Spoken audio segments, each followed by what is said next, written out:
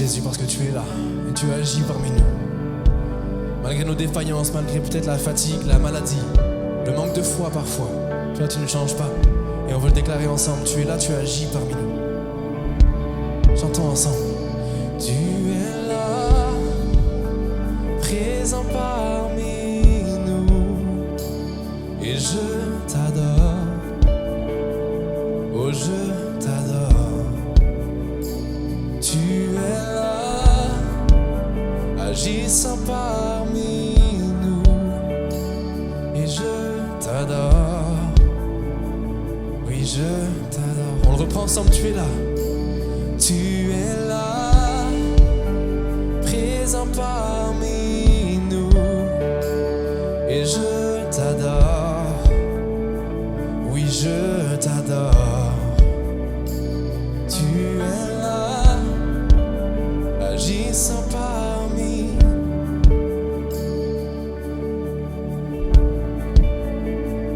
Oui je t'adore. Un chemin au Père des miracles, tu tiens tes promesses, lumière dans les ténèbres, mon Dieu, voilà qui tu es. Tu ferais un chemin au Père des miracles, tu tiens tes promesses, lumière dans les ténèbres, mon Dieu, voilà qui tu es. Tu es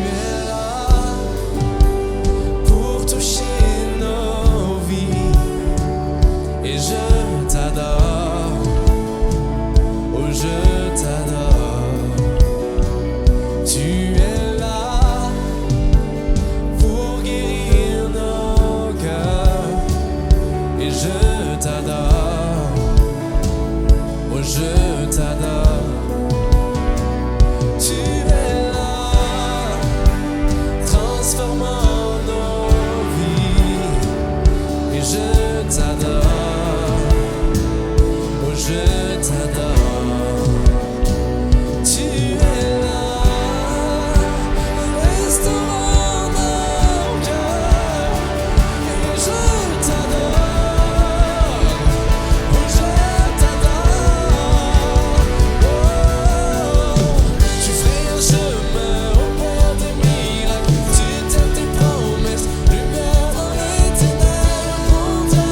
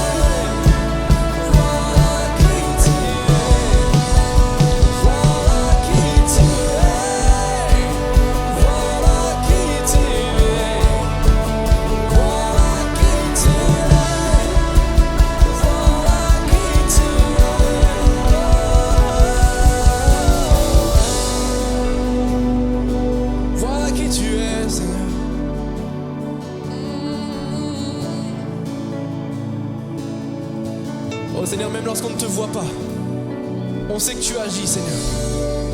Dans nos familles, dans nos vies, dans nos impossibilités, nos montagnes, on ne te voit pas.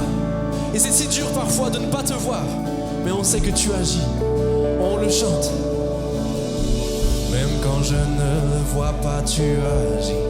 Même quand je ne le sens pas, tu agis. Tu ne t'arrêtes jamais. Tu ne t'arrêtes jamais. Même quand je ne le vois pas, tu agis. Même quand je ne le sens pas, tu agis. Tu ne t'arrêtes jamais. Tu ne t'arrêtes jamais. Même quand je ne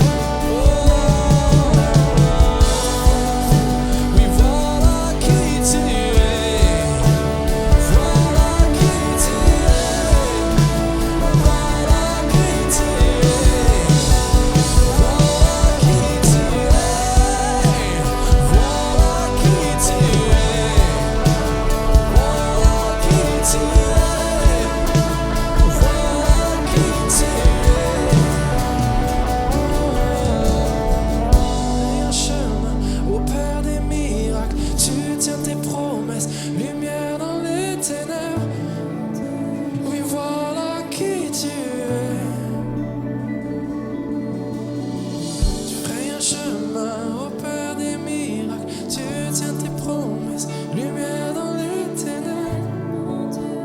Voilà qui tu es. Oui, voilà qui tu es. Voilà qui tu es. Voilà qui tu es. Oui, voilà qui tu es.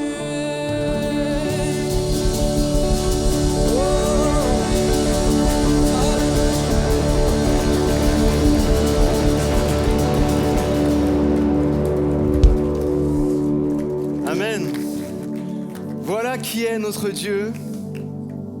Voilà qui est notre Dieu, le Dieu de miracles. Combien le croient ici? Et c'est lui que nous louons, c'est lui que nous adorons. S'il vous plaît, est-ce qu'on peut vraiment encourager les musiciens? Toute la technique aussi derrière. Il y a eu des petits bugs de paroles malgré nous. C'était vraiment indépendamment de notre volonté, mais on peut vraiment aussi encourager Anne-Lise à la vidéoprojection et toute l'équipe de la vidéoprojection. C'est pas tous les dimanches faciles, hein. Ils font un travail où il faut être là, il faut être hyper concentré. Donc je compte sur vous pour vraiment encourager toute l'équipe de la vidéoprojection, comme l'équipe du son. Vous savez, c'est des postes qui sont pas dans la lumière, justement. Ils sont derrière tout le monde. Et dès qu'il y a quelque chose qui va pas, tout le monde se retourne vers eux. Et moi, je veux vraiment les encourager et leur dire merci à l'équipe vidéo aussi et tout. Vraiment, ils méritent. Merci en tout cas d'être là ce matin. Merci. Merci d'être là ce matin. Je me suis mis la pression un peu tout seul là. Parce que hier, je vous envoie un message, soyez là. Et je vois tout le monde comme ça. J'arrivais dans la salle, quelqu'un me disait « Vas-y, hein, c'est bon ce que tu vas apporter. On attend ça et tout ça. » Et donc, ça me met un peu la pression. Ça me met un peu la pression, mais en même temps, j'ai pas de pression à avoir parce que je vais simplement partager ce que le Seigneur a mis sur mon cœur. Et croyez-moi, ça vient de lui. Ça vient vraiment de lui. J'espère en tout cas que ça va vous booster, ça va venir vous secouer certainement pour quelques-uns, mais j'espère que tous ensemble, en fait, ça va venir nous booster. On va commencer une nouvelle série de messages. Vraiment, ne loupez pas cette série de messages. Je commence ce matin, Pasteur Jérémy, le dimanche prochain, et sur 3 ou 4 messages.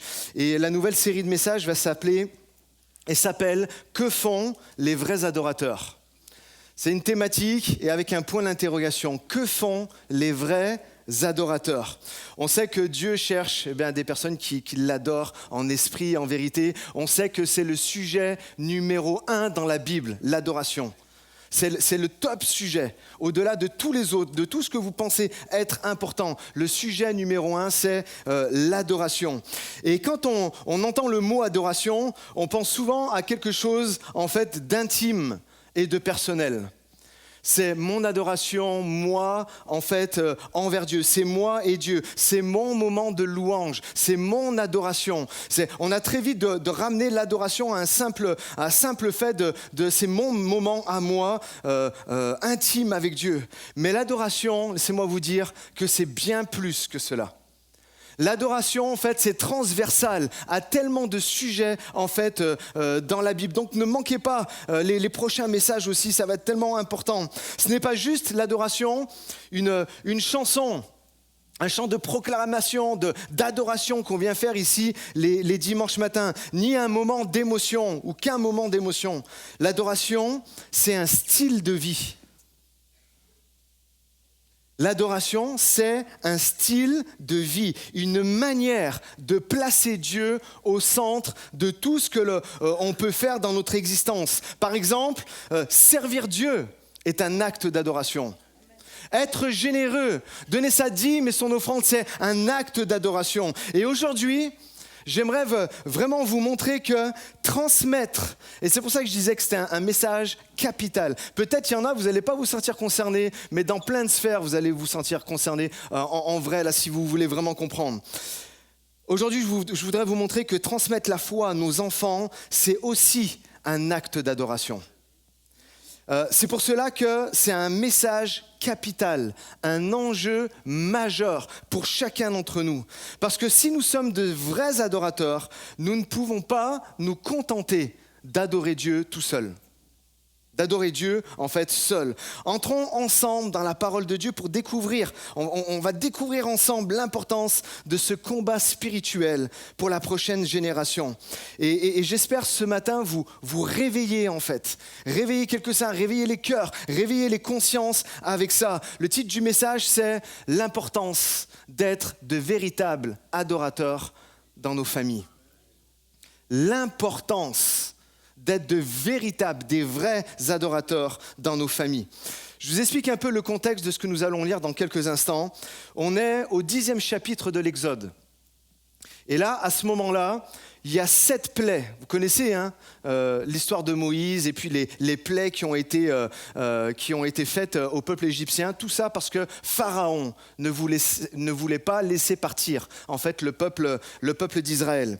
Et là, dans le chapitre 10, il nous est relaté la 8e plaie et la 9e plaie qui a été envoyée. La 8e, c'est les sauterelles et la 9e, c'est les ténèbres qui ont été envoyés sur le pays d'Égypte. Et ce passage se situe vraiment dans le contexte de l'affrontement qu'il y avait entre Moïse et le pharaon en fait, de l'époque, entre l'envoyé de Dieu et Pharaon qui refuse de laisser partir le peuple d'Israël. Imaginez cette scène avec moi. On n'a pas de mal à l'imaginer parce qu'on a tous vu les 10 commandements, on a tous vu des dessins animés sur Moïse, on a tous vu des comédies musicales sur Moïse. C'est une des histoires les plus contées et que le monde, même non chrétien ou non religieux, connaît par cœur. Mais imaginez cette scène avec moi. Moïse se tient devant Pharaon. Il y a 7 plaies qui ont frappé l'Égypte à ce moment-là. Et Moïse et son frère Aaron viennent devant Pharaon, dans la salle du trône. Il ne devait pas avoir une mouche qui vole à ce moment-là. Les Égyptiens devaient être « qu'est-ce qui va arriver encore ?» Les Israélites devaient être là en se disant « mais Dieu est juste phénoménal et incroyable de ce qu'il est capable en fait de faire. » Et là, il y a Moïse et Aaron qui parlent de la part de Dieu et on le lit ensemble et c'est Dieu qui parle à travers leur bouche. « Jusqu'à quand refuseras-tu de t'humilier devant moi ?» Ça s'adresse au Pharaon. « Laisse partir mon peuple afin qu'il me serve. Si tu refuses de laisser partir mon peuple, je ferai venir demain des sauterelles sur tout ton territoire. » Juste avant d'aller plus loin, j'aimerais que, après s'il te plaît la diapo, juste avant d'aller plus loin, j'aimerais juste que vous compreniez ce que ça veut dire afin que mon peuple aille me servir en fait dans le désert. En fait, l'enjeu de tout cela, c'était l'adoration. L'enjeu de pourquoi, en fait, il voulait les laisser partir, en fait, c'est pour l'adoration. On lit dans les chapitres avant, après, et même dans ce chapitre-là, c'est pour que, en fait, ça serve de témoignage aux enfants d'Israël que Dieu est un Dieu grand. Et on voit, par exemple, dans le livre des Proverbes, « Instruis l'enfant selon la voie qu'il doit suivre, et avec le temps, en fait, il ne s'en détournera pas. » D'accord ? Et tout l'enjeu de Dieu pour l'adoration, c'était pour que ça soit un témoignage pour les enfants. Et Pharaon réfléchit à cette demande et on le lit ensemble. Verset 8, « On fit revenir Moïse et Aaron vers le Pharaon. « Allez servir l'Éternel votre Dieu, leur dit-il.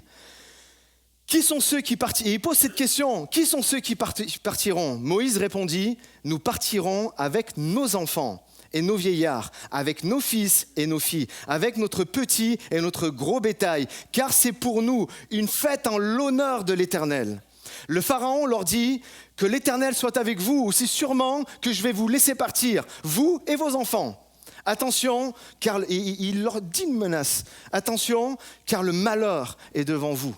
Et là, Pharaon commence à rentrer à lui-même et réfléchit un peu à ce qu'il vient de dire. Et là, il lance une ruse hyper subtile. Regardez ce qu'il dit au verset 11. Il dit non et non. En fait, dans sa tête, il dit mais qu'est-ce que je viens de dire en fait ? Allez servir l'Éternel, vous seulement les hommes, vous les hommes, puisque c'est ce que vous demandez. Et on les chassa de devant Pharaon. Est-ce que vous captez en fait ce qui est en train de se passer à ce moment-là ? Est-ce que vous avez vu la stratégie? Vous savez, dans la Bible, dans plusieurs cas, par exemple comme David ou comme Joseph ou même Moïse, on dit que c'est des types de Christ. Ils ont accompli dans leur vie, des choses qui étaient comme l'ombre des choses à venir avec Jésus, ce que Jésus allait pouvoir accomplir. Et autant eux, c'était des types de Christ, autant Pharaon était un type de Satan. Était littéralement guidé par Satan. Et on voit les ruses de l'ennemi à travers ce que Pharaon dit. Et là, c'est comme si le diable dit, mais si on le ramène à nous aujourd'hui, mais ne va pas à l'église. Il ne te dira pas ça. Il n'a jamais dit, n'adore pas Dieu. Il a seulement dit, va adorer Dieu, mais laisse les enfants. C'est ce que Pharaon dit, en fait, à ce moment-là. Et c'est là où je veux en venir aujourd'hui. L'ennemi sait que si nous, les adultes, allons à l'église pour adorer, nous serons bénis. Mais si nos enfants restent en arrière, alors pour lui, c'est gagné. La prochaine génération, elle sera perdue. Comprenez la ruse, en fait, de Pharaon. Et en fait, ça, et on le voit, les chapitres avant aussi, Pharaon, donc type de Satan, en fait, il sème la mentalité du compromis. C'est-à-dire, je leur dis pas non de but en blanc, mais je coupe plein de choses essentielles. Et c'est la mentalité du compromis. Moi, je vais à l'église, mais mes enfants choisiront plus tard. C'est ce que des parents peuvent dire. Non, ce que tu tolères aujourd'hui dans ta maison, à un moment donné, ça va dominer dans ta famille. Ce que tu laisses faire. Et si tu es un vrai adorateur, une vraie adoratrice, tu ne laisseras pas décider à la place de ta famille le diable. Est-ce qu'on est tous d'accord en fait avec ça? La chose à comprendre, c'est que l'ennemi a un plan contre ta descendance. Et là, je parle à des parents, mais je parle à des futurs parents, que vous gardiez ce message dans votre cœur. Vous êtes là, vous êtes dans la vingtaine, vous êtes dans la trentaine, vous n'avez pas encore d'enfants, mais que ça soit gravé déjà dans votre cœur. L'ennemi a un plan contre ta descendance. Pharaon savait que si les enfants restaient en Égypte, ils s'habitueraient en fait à l'esclavage. Ils adopteraient la culture égyptienne. D'ailleurs, en réalité, c'est ce qui était déjà en train de se passer. Ça faisait 400 ans qu'ils étaient en esclavage. Et on le sait, je vais en reparler tout à l'heure, mais il y a un moment, Josué va vraiment poser la question, choisissez aujourd'hui qui est-ce que vous voulez servir. Parce que déjà, en fait, dans leur cœur et dans des familles, ils adoraient des divinités égyptiennes. C'était déjà, en fait, le cas. Et c'est pour ça que souvent, on peut dire, ils ont quitté l'Égypte, mais l'Égypte est restée dans leur cœur. Vous avez déjà entendu ça. Plusieurs prédicateurs peuvent le dire. Et j'y reviendrai, mais c'est pour ça qu'on dit ça. Et aujourd'hui encore, l'ennemi utilise la même stratégie. Il te dit, et j'en suis sûr que vous allez vous reconnaître. Il vous dit, c'est dur d'amener l'enfant à l'église. Vrai ou pas, les parents? Ou les grands-parents quand vous vous souveniez des enfants? Il te dit, c'est dur d'amener les enfants à l'église. C'est dur de les amener à la rencontre des lycéens. Ils ne veulent pas, ils traînent des pieds. C'est dur de les amener aux collégiens. Ils ne veulent pas, c'est dur, ils traînent des pieds. C'est dur de dire « Oh Bichette, mon enfant a travaillé toute la semaine à l'école. Et le dimanche, je suis obligé de le lever pour aller... Laisse-le dormir. » Mais vous rigolez. Mais c'est des vrais combats aujourd'hui. C'est fou d'ailleurs que ça en devienne là. Et votre enfant, ce n'est pas vous, Vous êtes, excusez-moi le terme, mais éclaté, fatigué. Votre enfant, il peut lever tous les jours à 7 heures, il va être en pleine forme. Que vous puissiez le comprendre déjà, ça. Ne le substituez pas à vous, à qui vous êtes, à ce que vous ressentez. Votre enfant, c'est une boule d'énergie, d'accord? Tous ceux qui sont parents depuis plus de 5 minutes, ils le savent.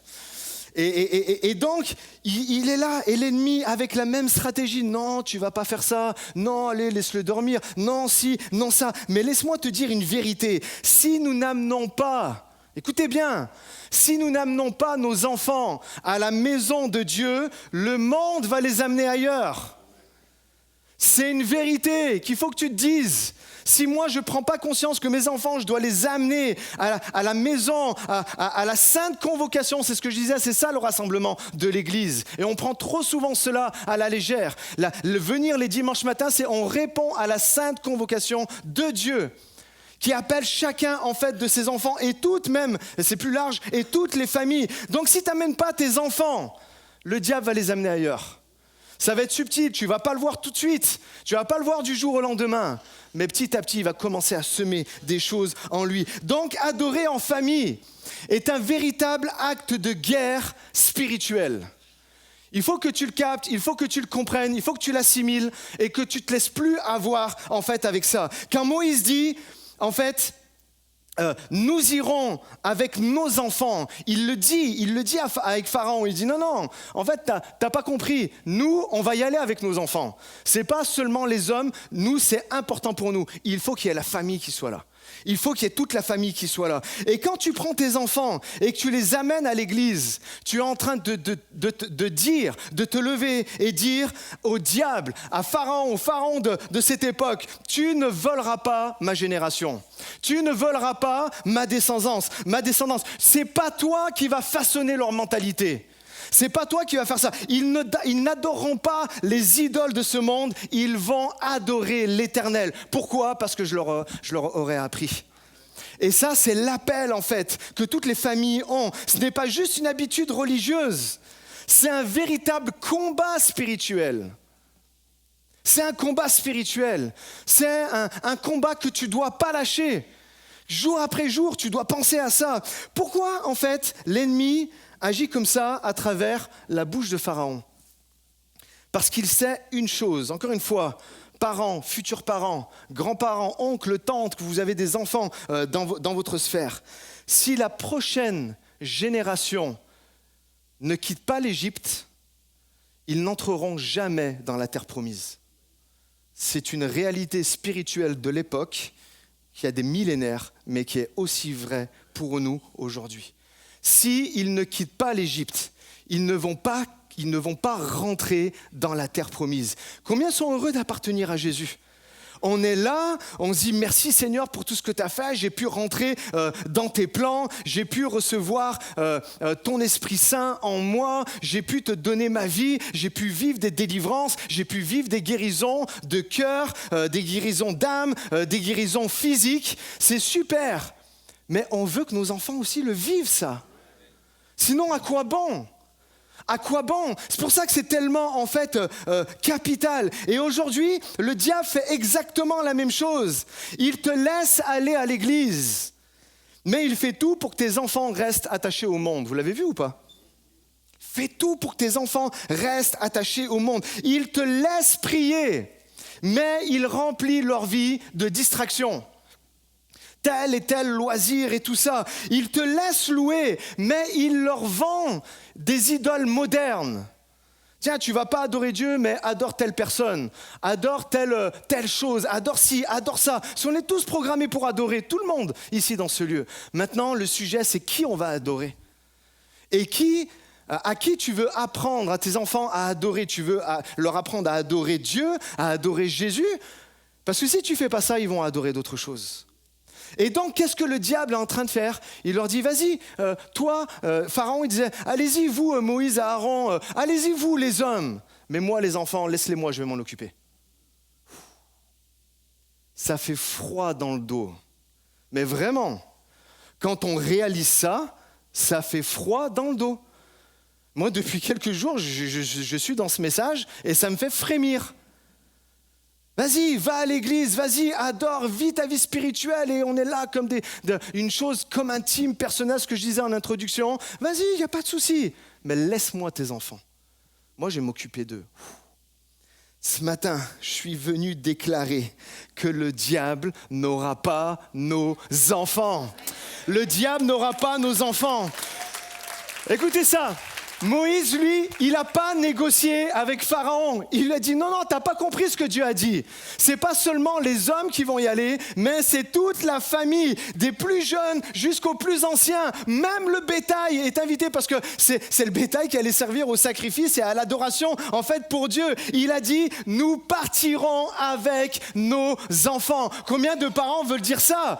Je vais partir avec mes enfants. Ce matin, ne négocie pas pour ton confort perso, parce que c'est comme ça qu'on voit des moments avec les enfants, hein, on va être obligé de négocier, et si, alors pour notre confort perso, pour qu'il y ait la paix, alors on néglige ça. Prends tes responsabilités de chef de famille, n'abandonne pas. Ce matin, je suis venu dire à une famille, et j'espère que c'est prophétique, tu ne quitteras pas l'Égypte tout seul.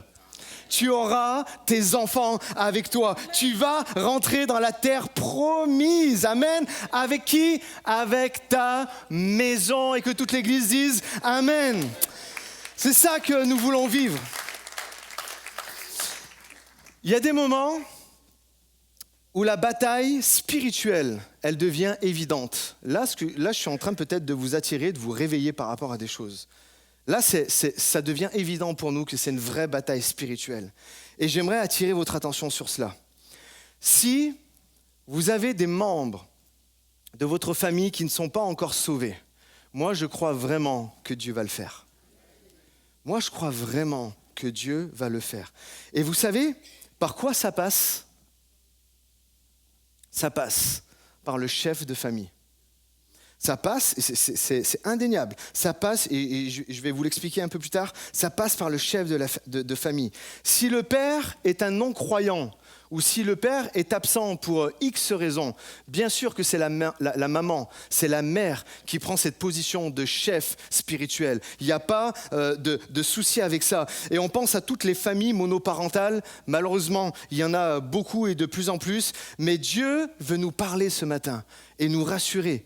Et nous dire, vas-y, prends ta responsabilité, je vais être avec toi. T'inquiète pas, tes enfants vont être sauvés. Amen. Mais ça passe par ta responsabilité en tant que parent. Ça passe par ça. Ta responsabilité en tant que futur parent, les fondements que tu poses maintenant aujourd'hui, alors que tu n'as pas d'enfant, avec ta fiancée, avec peut-être... ta femme, aujourd'hui vous n'avez pas encore d'enfant, ou toi peut-être là tu te projettes quand tu vas te marier, ça va être magnifique. Ne pense pas qu'à ta robe de mariée. Pense déjà à comment tu vas fonder ton foyer et qu'est-ce que tu vas inculquer en fait à tes enfants. Et en fait le père, la mère est un facteur déterminant pour le salut de la famille. On prend l'exemple, et c'est là où je veux en venir, on va prendre l'exemple de Noé. Tout le monde connaît Noé ? D'accord, c'est quoi? Là, je prends vraiment des grosses figures bibliques très simples à saisir. Moïse, Noé, d'accord? Noé, Genèse chapitre 7, verset 1. Il est dit, l'Éternel dit à Noé, entre dans l'arche avec toute ta famille, car je t'ai vu comme juste devant moi dans cette génération. Amen. Dans une génération, tu peux enlever la diapo, dans une génération corrompue, dans une génération où Noé était, et ça fait beaucoup penser à la nôtre, dans une génération corrompue, dans une génération perverse, dans une génération envahie par les ténèbres, la Bible nous dit que Noé était le seul juste. Notez ça, car je t'ai vu. Le seul juste. Il n'est pas parlé de sa femme, c'est là où je vais vous encourager. Il n'est pas parlé de sa femme, il n'est pas parlé de ses fils, il n'est pas parlé de ses belles-filles, parce que c'était ça sa famille, d'accord? Dieu dit, je t'ai vu toi, en fait, le seul juste. Et à cause, et j'aimerais que vous captiez l'importance de ça, et à cause, en fait, de sa justice, de sa foi, de son obéissance, à cause qu'il était un vrai adorateur du Dieu très haut, toute sa famille a été sauvée.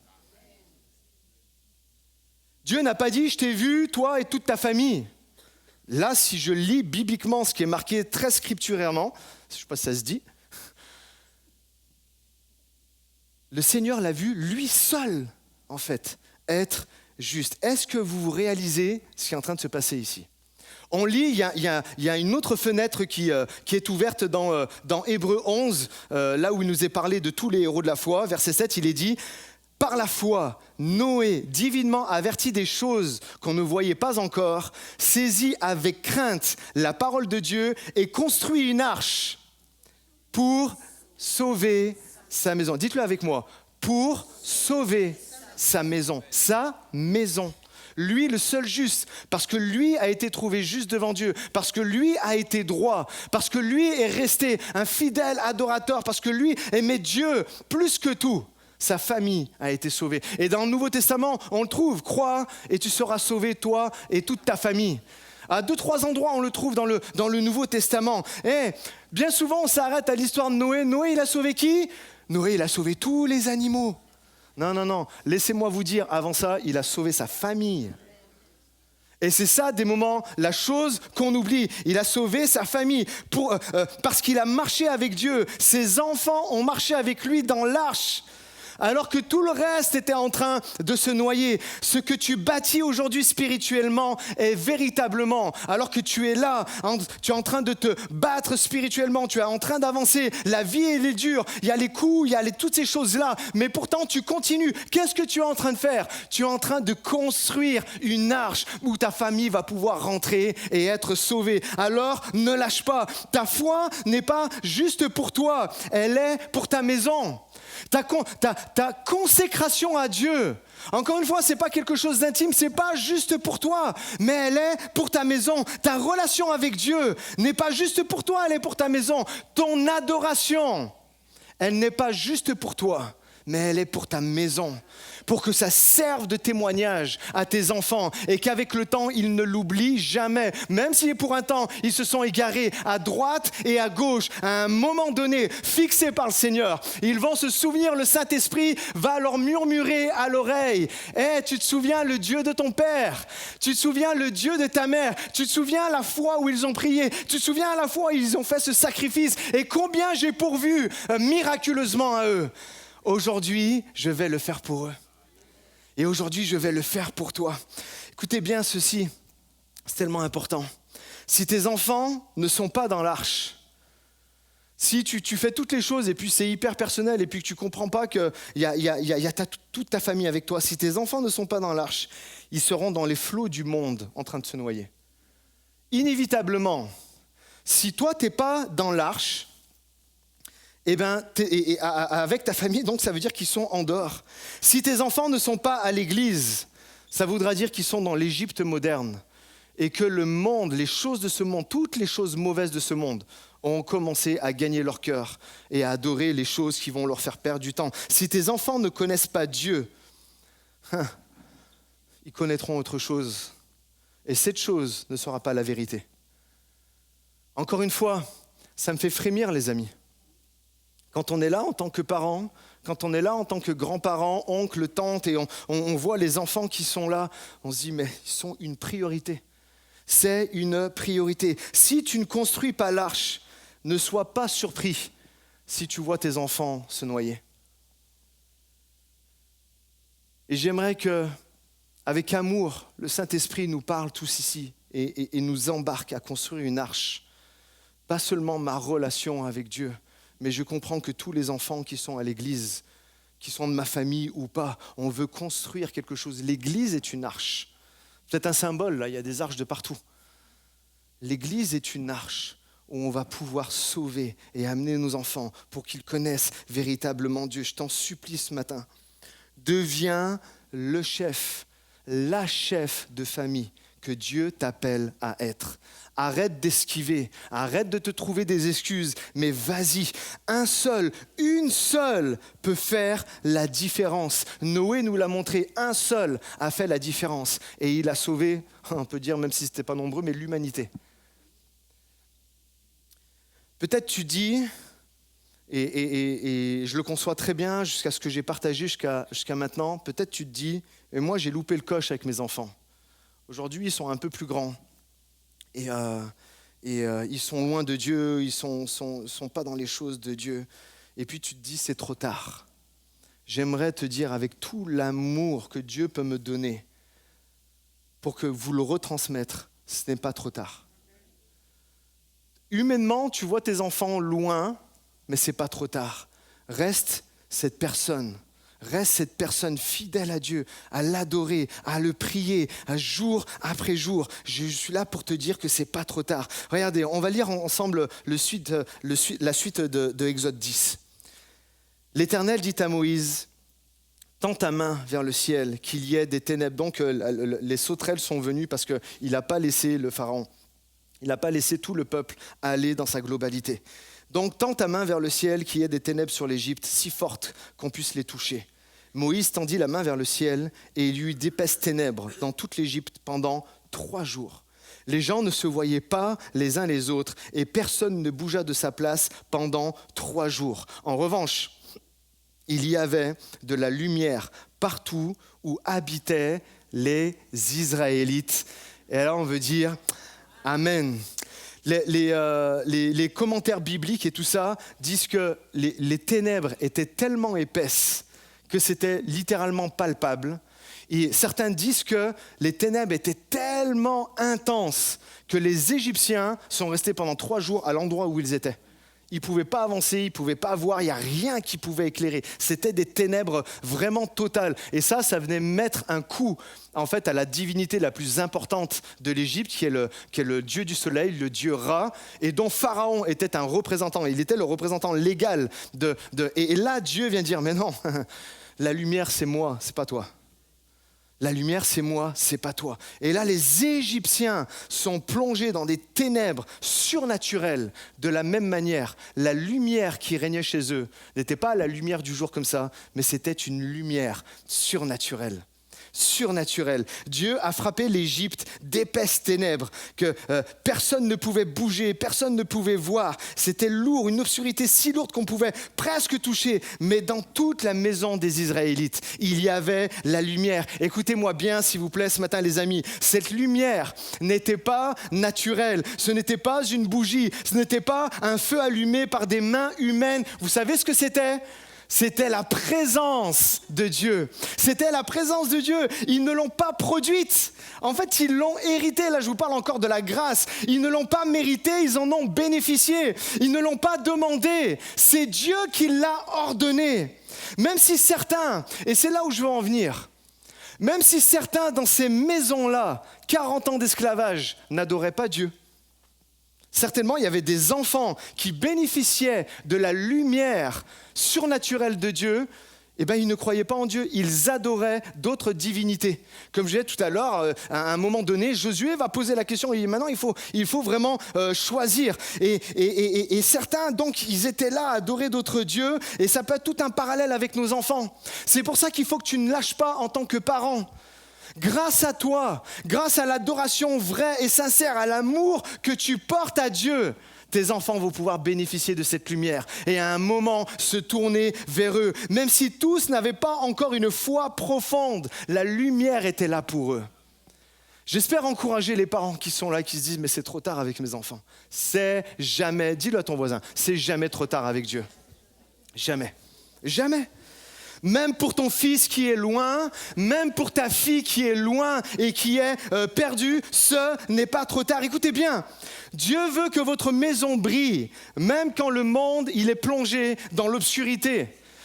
Spirituellement aujourd'hui, combien comprennent que le monde est plongé dans l'obscurité plus qu'à aucun autre moment.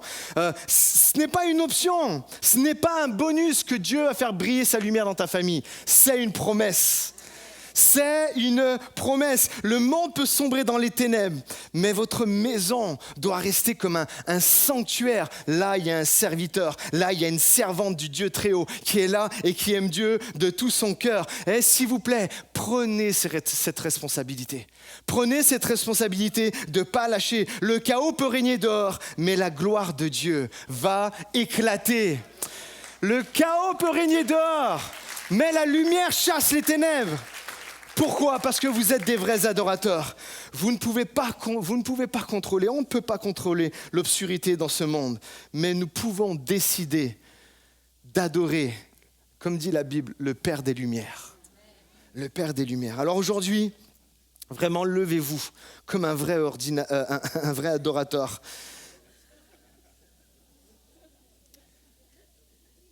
Matrixé par la technologie.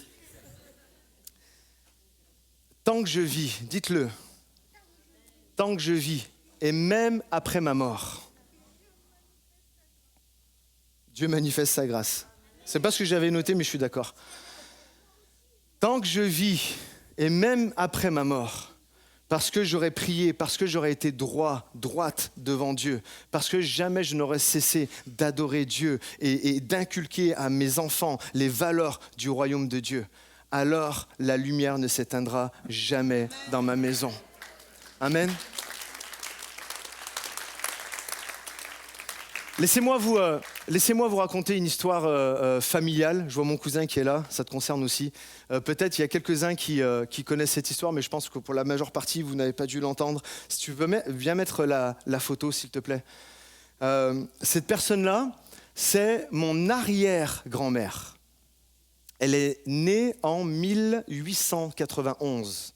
D'accord ? Ça remonte, hein ? Et donc, c'est mon arrière-grand-mère. Elle s'appelait Florence. Au moment de sa mort, elle s'appelait Florence Capellano. Mais avant ça, elle a eu un premier mariage et elle s'appelait Florence Martorana. Pour la petite histoire, à la base, je dois m'appeler Martorana, mais les passages en France avec des lettres qui ont été modifiées et tout ça. Enfin bref. Et donc Martorana, pourquoi ? Parce qu'elle s'est mariée avec mon arrière-grand-père en Sicile. Et puis, ils ont quitté leur Sicile natale au début du XXe siècle. Ils ont pris un paquebot tous entassés avec plein d'autres étrangers, direction les États-Unis. Et là, ils arrivent à New York. Pour ceux qui connaissent, Ellis Island, c'était le point de passage. Ils étaient parqués comme des bêtes avec tous les Italiens et beaucoup d'Irlandais aussi, les deux pays vraiment où il y avait une forte immigration. Et là, ils passaient quelques temps ici, et puis ensuite, la famille décide de s'installer à Chicago. Et ils partent là-bas, et là-bas, ils ont 2 garçons, 2 petits gars, dont le premier, qui est notre grand-père, mon grand-père, Mercioni. Je suis fier de porter son nom, il s'appelait comme ça, ils l'ont appelé comme ça. Et ce qui se passe, c'est que, d'après ce qu'on sait, le mariage n'a pas été super. L'arrière-grand-père, assez difficile, un homme assez dur, assez méchant. Et là, il est arrivé un moment où le divorce était inévitable. Et lui ne voulait pas divorcer. Et imaginez ça, c'est dans les années 10, à peu près, 1910, ça ne se faisait pas de divorcer. Et rajouter à ça la mentalité sicilienne très forte, ça ne se faisait pas. Et l'arrière-grand-père, fou de rage, que... En fait, le divorce est prononcé à l'insu de mon arrière-grand-mère. Il prend les 2 petits garçons, elle ne sait pas, et il les expédie en Sicile dans un endroit caché. Et pendant toute sa vie, elle ne va plus les voir. Et donc, elle se remarie avec un homme qui s'appelle Capellano. Elle a plein, en fait, d'autres enfants. Et arrive un moment où elle fait une rencontre personnelle avec Jésus. Elle est là, elle est aux États-Unis, elle donne sa vie en fait à Jésus. Et ce qu'on nous raconte, ce sont la famille d'Amérique qui nous raconte ça, c'est que en fait, du moment où elle a donné sa vie à Jésus, et même bien avant, mais son cœur de mère était toujours là avec cette question : que sont devenus mes 2 enfants ? Où ils sont ? Qu'est-ce qu'ils font ? Et du moment où elle a donné sa vie au Seigneur, elle était là à dire : je ne sais pas où ils sont, je ne sais pas ce qu'ils font, je ne sais même pas s'ils sont en vie. Mais s'ils sont en vie, viens toucher leur cœur, viens les trouver. Et elle décède en 1949. En 1949, ces gars, et dont mon grand-père, avaient déjà immigré ici en France avec la famille. Et ce n'est qu'une bonne vingtaine d'années après que mon grand-père entend l'évangile et donne sa vie à Jésus. Elle ne l'a pas vu de son vivant, c'est des décennies après, et pourtant, son fils n'a pas été oublié. Et il donne sa vie à Jésus. Je sais une chose, et quelques-uns me l'avaient partagé ici, c'était dans la première église, pas celle où on était, rue Victor Hugo, mais dans l'autre Anatole France. Je pense que toi tu sais. On m'a dit que quelques jours avant sa mort, mon grand-père était là, et il s'est mis debout, il a commencé un dimanche matin, lorsqu'il y avait les louanges personnelles, il commence à remercier Dieu, et puis il commence à prier et à citer tous les noms tous les proches, sa femme, ses enfants, ses petits-enfants. Et il commence tous à les nommer et à prier pour eux, pour que le Seigneur agisse et intervienne en fait dans sa vie. Et vous savez ce qui s'est passé? Plusieurs ont commencé à donner leur vie à Jésus, jusqu'à moi aujourd'hui, jusqu'à mon cousin Christophe, et on n'est pas les seuls, il y en a plein d'autres. Et ce que je veux vous dire ce matin, Église Espoir, et que ça puisse être vraiment un encouragement pour beaucoup, c'est qu'à travers une seule personne, une maman qui avait le cœur brisé, littéralement, de ne jamais avoir vu, de ne pas savoir ce qu'étaient devenus en fait ses enfants, une maman avec un cœur lourd, mais qui a continué à prier pour ses enfants et qui a continué à aimer Dieu malgré des moments en fait difficiles. Eh bien, Jésus a sauvé sa famille. Plusieurs de ses enfants aux États-Unis ont donné leur vie jusqu'à aujourd'hui. On a des cousins et tout ça. On sait ils fréquentent même les assemblées en fait de Dieu. Moi-même ou mon cousin Christophe qui est là, on n'a pas connu. Moi, j'ai pas connu mon arrière-grand-mère et j'ai même pas eu l'honneur de connaître mon grand-père. Mais je sais que je suis le fruit de prières de personnes que je n'ai même pas connues. J'aimerais vous dire pour une seule personne, est-ce que tu vas être cette personne ce matin qui va être dans ta famille la lumière et qui dit la lumière va régner dans ma famille. Je comprends que Dieu, et bien souvent on le voit dans la Bible, agit de génération en génération, qui va garder la lumière de l'adoration, qui va prier pour que sa maison soit sauvée. Parce que c'est sûr les amis, Dieu il est fidèle. Peut-être tu le verras pas de tes yeux, peut-être tu es là, je vois mon ami Gabi qui est là, peut-être tu le verras pas de tes yeux, mais toutes les prières que tu as adressées pour tes enfants, pour tes petits-enfants, Dieu les a recueillis, Dieu les a entendus et il va agir. Et ce qui est vrai pour Gabi, c'est vrai pour tellement d'autres ici. C'est sûr, il va le faire. Nous, on est le fruit de ça. On est le fruit de ça. Je vais inviter les musiciens à revenir, s'il vous plaît.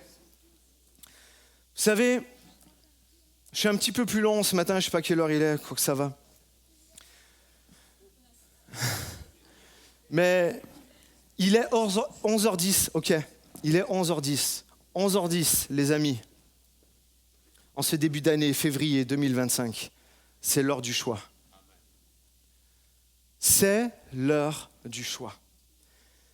Il y a des moments dans la vie où tu dois prendre une décision radicale. Décision radicale. Tu sais qu'il faut que ça change en fait. Pas juste pour toi, pas juste pour aujourd'hui, pas juste avec ta femme, mais pour ta descendance, pour tes enfants, en fait pour ta famille. En fait, ce que tu choisis maintenant détermine où iront tes enfants demain. C'est pour ça que c'est l'heure du choix. Et cette heure aujourd'hui, elle est capitale. Je suis admiratif et je vais dire ça, et encore hier et encore ce matin, je relisais mes notes, je frémis à ce que je vais vous dire là. Vraiment, ça me touche vraiment au plus profond de moi-même. Et il n'y a pas de jugement dans ce que je vais dire, mais j'espère juste un électrochoc et juste un encouragement aussi pour certains. Je suis admiratif de plein de familles de l'Église. Je peux citer Nano, je peux citer Flora, je peux citer Madame Roméo, je peux citer Angelo, je peux citer ma mère, je peux citer Rosette, je peux citer plein de personnes, Monique Licosi, Conchetta qui est là, qui depuis mon enfance, je les vois, et puis j'en oublie certainement, hein, pardonnez-moi, mais vous comprenez là où je veux en venir. Je les vois depuis que je suis enfant, dans les bons moments quand ils avaient le goût, ils étaient à l'église, et dans les mauvais moments, quand ils n'avaient pas le goût, ils étaient quand même à l'église. Dans les moments de joie, de fête familiale, ils étaient là, ils partageaient avec tout le monde leur cœur et tout ça. Mais dans les moments de drame, les moments de difficulté, les moments où c'était dur, ils ont toujours été là. En fait, le fait qu'ils viennent adorer, leur vie d'adorateur à l'église, la communauté des croyants, qui est un rendez-vous, encore une fois, tellement important. Je ne comprends pas qu'il y ait tellement de légèreté avec le fait de se dire « je viens ou pas dimanche matin ?» La réalité de toutes ces personnes que j'ai citées est bien plus, et dans toutes les églises c'est pareil. La réalité c'est quoi? C'est pas du 100%, hein, mais le pourcentage est assez élevé. Tous leurs enfants sont là. Les enfants ont vu les parents jamais abandonnés. Les parents ont vu dans les bons comme dans les mauvais moments, ils ont toujours plié le genou, ils ont prié. Les moments difficiles, ils étaient quand même à l'église, ils soutenaient les autres personnes et tout ça. Et qu'est-ce que ça donne comme résultat? C'est que la quasi-totalité des enfants sont à l'église et servent aujourd'hui. Amen. Maintenant, et c'est là où ça me fait frémir encore plus. Moi, je suis un enfant de l'église, je suis un enfant des assemblées de Dieu. Je connais, je suis né ici et dans toutes les autres églises, c'est pareil. Avec les décennies, j'ai vu plein de personnes venir avec des va et des viens. J'ai vu plein de personnes venir, ah c'est bon, je suis bien spirituellement, c'est bon, je viens à l'église. Ah, je traverse un moment difficile, je viens pas à l'église. Ah, je suis fatigué, je viens pas à l'église. Ah, et puis toutes les excuses deviennent des grosses excuses là pour ne pas venir à l'église. Et vous savez ce que c'est le résultat? C'est toujours pareil, c'est pas du 100%, mais pratiquement, tous les parents qui ont été comme ça, leurs enfants ne sont pas à l'église. Bien sûr, il y a des exceptions, et Dieu merci. Et ça, c'est une vraie réalité spirituelle. Comme 1 et 1 font 2, d'accord? Comment tu vas être dans ta vie d'adorateur, dans ta vie de servant, de servante de l'Éternel, va conditionner comment tes enfants vont être. Que tu le veuilles ou non, ça va être en fait comme ça. Et je prie ce matin que ça soit un électrochoc pour beaucoup ici. Je prie pour que des décisions radicales soient prises ce matin. Comprenons, vraiment il y a un enjeu spirituel, vous l'avez compris. Hein. Le diable ne veut pas juste te combattre. En fait, il veut voler ta descendance. Il veut voler ta famille. Toi, je t'aurai pas. T'es trop fort, t'es trop dedans et tout ça. Mais je vais avoir ta famille.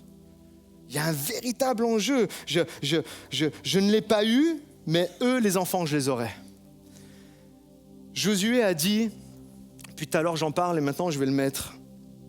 Josué 24, verset 15. Moi et ma maison. Encore une fois, il est parlé de maison, c'est-à-dire toute, comme Moïse disait, tout le peuple en entier. Comme Noé était là et il construisait l'arche pour sa maison. Et déjà, il y avait cette pensée aussi chez Josué. Moi et ma maison.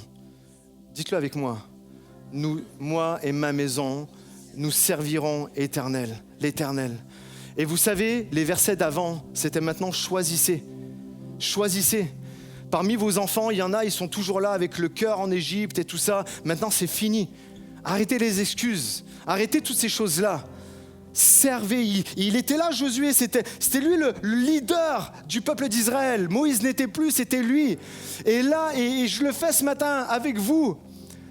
Comme Josué, choisissez aujourd'hui qui vous voulez servir. Arrêtez de vous perdre à droite et à gauche. Arrêtez de trouver des excuses. Choisissez aujourd'hui qui vous voulez servir. Josué dit moi, et pas juste ma femme, c'est moi et ma maison.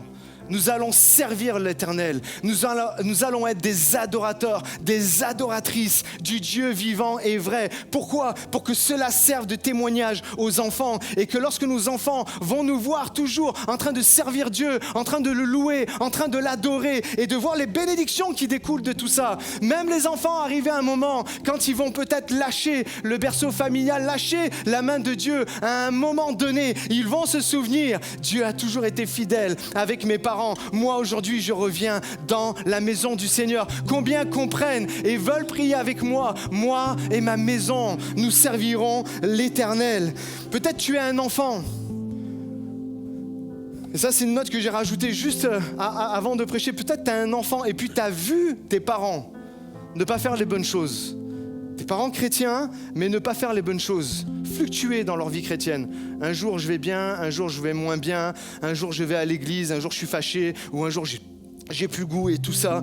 Ne leur en veux pas. La vie est dure, on le sait, pour tout le monde, mais vraiment ne leur en veux pas.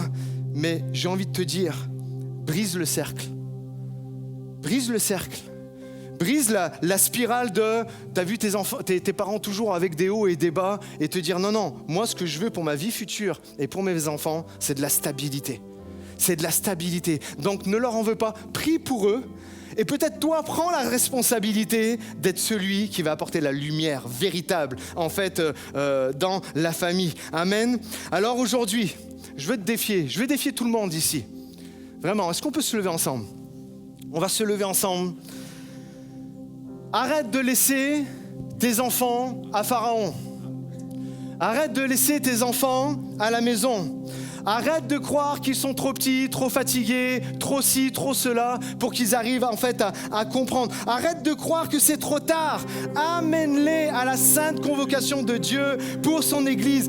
Implique-les dans la louange. Implique-les dans les choses de Dieu. Fais-les grandir dans sa présence. Parce que, comme je le disais, si nous les formons pas à ça, aux choses de Dieu, le diable va s'en occuper et va les former à autre chose. Est-ce qu'on comprend tous l'enjeu spirituel qu'il y a ici? Sors d'Égypte avec tes enfants, amène-les avec toi à la terre promise. Amène-les, ça doit devenir un enjeu numéro 1 en fait dans ta vie. Désormais, ça sera moi et ma maison, nous servirons l'Éternel. Moi et ma maison, peut-être je ne vais pas le voir tout de suite, peut-être je ne le verrai même pas de mon vivant, mais je vais tout laisser comme un héritage spirituel pour que mes enfants, mes petits-enfants et les générations futures vont pouvoir voir la gloire de Dieu. Si l'ennemi veut garder nos enfants, nous allons nous lever et lui dire ce matin, pas aujourd'hui Satan. Tu ne les auras pas aujourd'hui et jamais. Tu ne les auras pas. Pas mes enfants, pas ma famille. Pas mes enfants, pas ma famille. Ils marcheront dans la lumière et pas dans les ténèbres. Amen. J'aimerais qu'on prie un instant. Je ne vais pas faire un appel. Je pense que tout le monde se sent concerné ici. Et ensuite, on va chanter ce chant, la bénédiction, qui est une des conséquences direct, c'est des paroles qui se trouvent dans le livre du Deutéronome. Dieu te bénit et te garde et te bénira de génération en génération, et tes enfants et les enfants de tes enfants. C'est ce que Dieu veut pour nous, c'est ce que nous a montré ce passage et ce message ce matin. Donc on va le chanter vraiment de tout notre cœur. Mais juste avant, s'il vous plaît, prions un instant. Seigneur, je te dis merci pour ces instants. Tu vois ces moments, tu vois ce message apporté bien humblement avec la condition de l'homme que je suis. Mais Seigneur mon Dieu, apporté avec toutes mes tripes et en répondant à ton appel. Je prie vraiment, Seigneur mon Dieu, pour que tous ensemble, nous soyons trouvés comme des chefs de famille, hommes ou femmes, responsables devant toi. Nous ne voulons pas nous laisser avoir. Nous ne voulons pas nous laisser endormir. Nous ne voulons pas, Seigneur, laisser nos enfants à l'ennemi. Nous ne voulons pas les laisser à Pharaon pour qu'il s'en occupe. Mais nous voulons, Seigneur mon Dieu, en prendre conscience et les embarquer, les amener avec nous sur la terre promise, pour qu'ils goûtent combien tu es bon, pour qu'ils voient combien tu es bon, comme nous l'avons vu, comme nous l'avons goûté. Nous voulons que nos enfants le goûtent aussi, Seigneur. Alors je te prie peut-être pour toutes les personnes qui se sentent concernées ce matin. Je sais que tu ne viens pas, et en tout cas, moi, j'ai pas voulu apporter ça, mais qu'ils ne prennent pas ça comme une condamnation, mais comme un déclic qui dit ce n'est pas trop tard. Ce n'est pas trop tard. Peut-être je me suis laissé aller, peut-être je ne l'ai même pas capté. Je n'avais même pas pris conscience de toutes ces choses-là. Mais qu'aujourd'hui ils se lèvent et ils disent aujourd'hui je vais faire les bonnes choses, aujourd'hui je vais faire ce qui est juste, aujourd'hui je vais faire ce qui est droit. Et alors Seigneur mon Dieu, que les gens et chaque personne, maman ou papa, vont le faire, ou même oncle, tante, grands-parents, je sais pas Seigneur mon Dieu, eh bien tu vas faire comme pour Noé. Tu vas les voir eux justes, et parce que eux se seront levés, parce que eux auront répondu à l'appel, parce que eux seront des vrais adorateurs, alors tu vas sauver toute leur maison, Seigneur mon Dieu. Il n'aura pas mes enfants, il n'aura pas ma descendance de génération en génération. Seigneur mon Dieu, ma famille le prouve et plein d'autres le prouvent. Tu es celui qui est fidèle de génération en génération, et c'est vers toi que nous réclamons la grâce, Seigneur mon Dieu. Viens toucher nos enfants, viens toucher nos fils, nos filles, au plus loin qu'ils peuvent être, Seigneur mon Dieu. Peut-être dans la déchéance la plus totale, je peux penser aux fils prodigues, mais Saint-Esprit, viens leur murmurer à l'oreille. Reviens à la maison, le Père t'attend. Reviens à la maison, reviens à la maison. Et alors que tu pries, le Seigneur va faire briller sa lumière sur toi, sur ta face. Et tu le verras, et tu le verras. Tu verras tes enfants revenir. Tôt ou tard, tu les verras revenir et porter eux aussi des enfants et les enfants de leurs enfants venir au Seigneur de génération en génération. Merci Seigneur parce que tu as entendu notre prière. Fais-nous grâce Seigneur mon Dieu, nous pouvons réclamer que ta grâce. Et viens nous bénir, viens nous garder. Viens nous garder dans tes voies, viens nous garder dans la vraie adoration. Ne nous laisse pas tomber, Seigneur mon Dieu, dans les ténèbres, mais nous voulons focaliser nos regards sur toi ce matin. C'est dans ton nom, Jésus, que nous avons prié. Et ensemble, nous disons Amen, Amen. Chantons de tous nos cœurs maintenant ce chant. Vraiment, c'est votre prière. Et pensez à vos enfants, pensez à votre propre vie et réclamez la bénédiction de Dieu sur vos familles.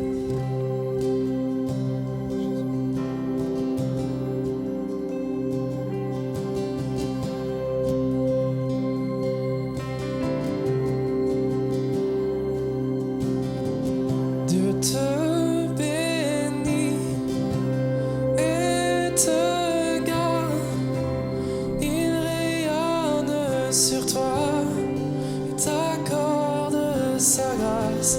Ton Dieu se tourne vers toi, te donne paix.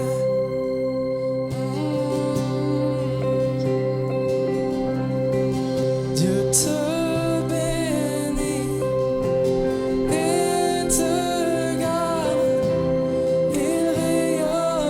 Sur toi, il t'accorde sa grâce.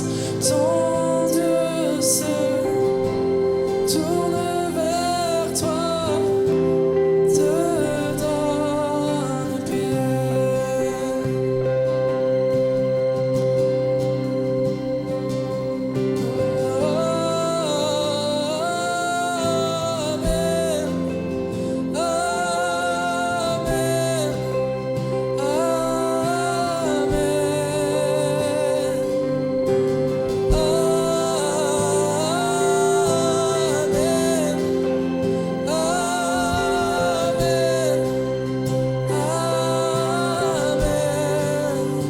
Dieu te bénit.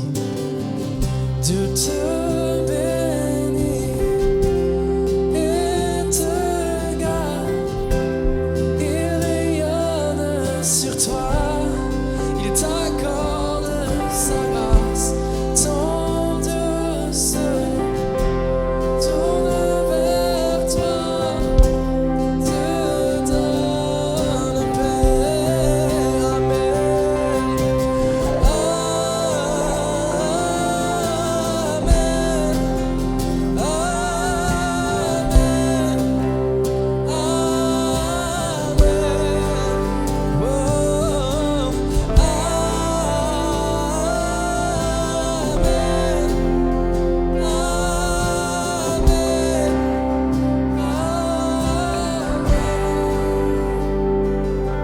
Que sa faveur reste sur toi pour plus de 1000 générations, sur ta famille et tes enfants et les enfants. On proclame-le avec nous. Que ta faveur reste sur toi pour plus de 1000 générations, sur ta famille et tes enfants et les enfants de leurs enfants. Que sa faveur reste sur toi pour plus de 1000 générations, sur ta famille et tes enfants. Oh, que sa faveur reste sur toi pour plus de 1000 générations, sur ta famille